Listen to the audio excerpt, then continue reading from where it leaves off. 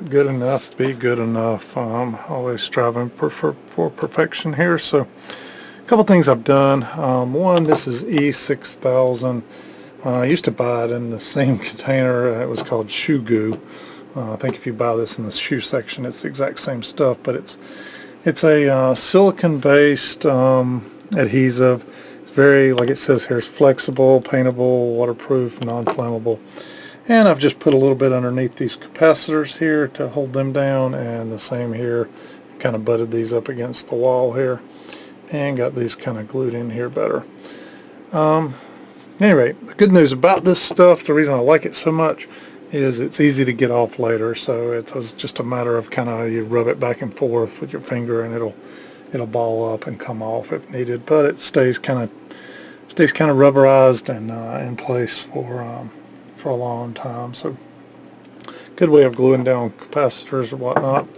Next up, I realized I forgot my trusty old CL80 thermistor that I'll end up putting here on the input. Let me show you that real quick.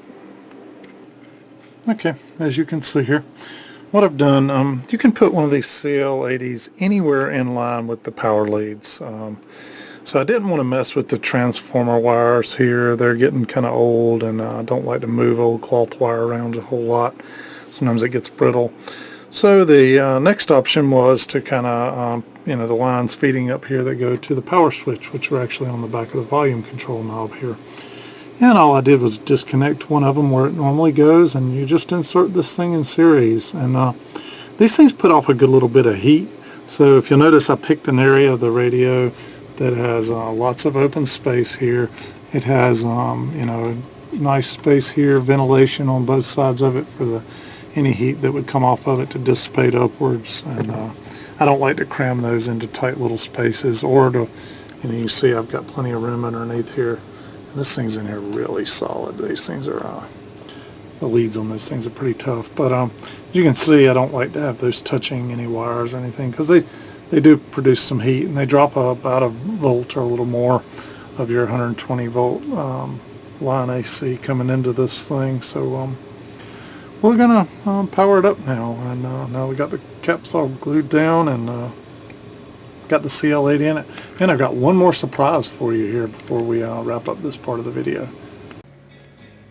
It's a little bit dark in here on the other side of the shop. I've got some fluorescent bulbs that burn out. I gotta go to Lowe's today and get some more. But if you'll notice this unit right here, I picked it up at a flea market for $30 about 3 years ago.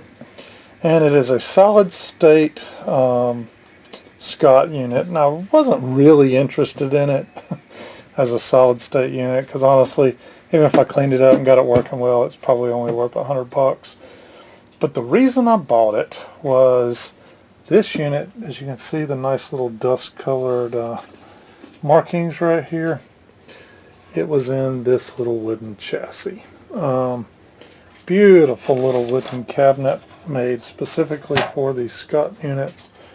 And much to my surprise, it is the perfect size for that 222C. So, if you went on eBay and tried to buy one of these wooden cases like this, you're probably looking at $150 or so. So I don't think I came out bad. I can either hang on to this, or some of these knobs are also used on some of the tube-based Scott amps as well. But I could sell this and probably get my money back just out of the $30 out of this, and have a free wooden case here. Anyway, we're going to clean this up a little bit and get it ready and get the Scott unit in it. Okay, I believe I use a lot of this Restore Finish stuff. Works great on speaker chassis, and as well as wooden cases like this. And it comes in a variety of colors. I got some cherry, some golden oak, and some walnut. Even though this is kind of a dark walnut color, I think I might go with the cherry finish on it, just to give it a little bit of redness to it. Or I don't know, maybe we'll go with the walnut on this. We'll see. And I'll show you how to use this stuff. Okay, I decided to go with the walnut finish, and just using a plain old shop rag here, and started rubbing it on, and wow, you can see a huge difference here in what it does. It kind of penetrates and soaks down into the pores, opens them up a little bit, and applies a beautiful coating on it. I have found you have to do this every several months with this stuff, and finally it'll build up enough that it, you know, kind of maintains its finish. But if you've got a lot of scratches or dirt or whatnot, tough to get off, stains or whatnot, you can also apply this stuff using some 4-aught steel wool here, and you just literally put it on top of and do it like this, and then and apply it like this, and it'll help smooth out the finish just a little bit, and boy does it look good when you do that. Anyway, you get the idea. I'm going to keep going with this thing and kind of finish it up and get that Scott in it and show you how it looks. Okay, I found out just plain old you know, Bounty paper towels or whatever. You leave this stuff on for about 15-20 minutes. Then you come along, and I found these things really handy to just to wipe this stuff off. I always try to wipe with the grain, but you get the idea. And you can see this wooden cabinet's just absolutely beautiful at this point in time. Nice wooden grains. That's actually, those are not bad spots. That's the way the grain came from the factory, and it really pops now. After this stuff sets in for, you know, a day or so, I'll come back along then with this Howard's Feed and Wax. It's a wood polish and conditioner. It's basically a, you know, just a type of beeswax polish for this stuff. And it'll really give it a good good sheen and shine and whatnot. This thing looks amazing. The other thing I would tell you, make sure you take all these towels and whatnot where you're using this stuff outside and put them, and either dispose of them or let them air out outside. Puts off a lot of fumes and would be very, very flammable leaving that in your house. As you can see, the feet on this original chassis were pretty chewed up. Not even sure what the originals were here, but I always keep a steady supply of chassis feet. These look about the right size. These are rubberized. Could use those. I also have a set here, believe it or not, 4 original. I did have it one time before. There we go. 4 original Scott feet. So I think I'm going to put them on this thing and see how it turns out. Okay, one thing to check when you're putting in a wooden cabinet is these screws are going to go into here. One, make sure that the screws you're using screw in well before you go trying to mount it in the wooden chassis. And 2, make sure there's clearance, you know, because these things are going to stick through the chassis just a little bit. Make sure they're not going to hit anything. Like right here, I've got this capacitors up under there. Well, good news is they're a good 1/2 inch up under there, and then by the time I go through this, looks to be about a thicker than a 1/4 inch, maybe even 7/16 inch wood here. By the time I get through that, I'm only going to have about a 1/4 inch here, so we'll be good here on space for the screw to go through, if that makes sense. And when I took the chassis off the cabinet off of this, there was only 3 screws in the bottom of it, and I'm going to need a 4th. If you notice, they all match up.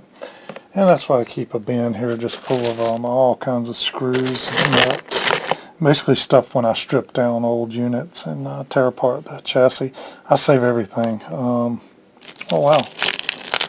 Look at there. Let's see what we got. I'll be dang, perfect match. This thing's definitely come in handy here when you need them, and I highly recommend saving all your screws as you go through taking apart stuff. You know, a lot of stuff you pick up a unit like this for $10 at a flea market or something, and maybe the glass is broken in it, but heck, there's a lot of good parts there. If you strip one of these things down, take you about 20 minutes to strip one down typically, and you get good knobs, you can get good switches out of them, you can get screws, heat sinks, all sorts of things. Anyway, let's get this thing in the cabinet. And here is the final product. Thing looks amazing, stuck in this wooden cabinet. Look how thing cleaned up beautifully. Can't believe I landed that for $30. Matter of fact, this amp itself, I think I paid somewhere around $100 for it in the shape it was in. And then I've got $30 in the cabinet, probably about $80, $70 in tubes. So I don't know, I'm probably in the $200 range on this thing right now, and I imagine it would sell for 2 or 3 times that easily. Beautiful little unit though. Sounding great.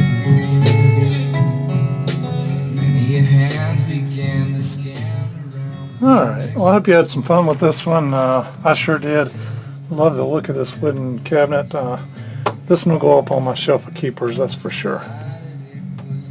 Thanks for watching everybody, and stay tuned. We'll keep bringing them.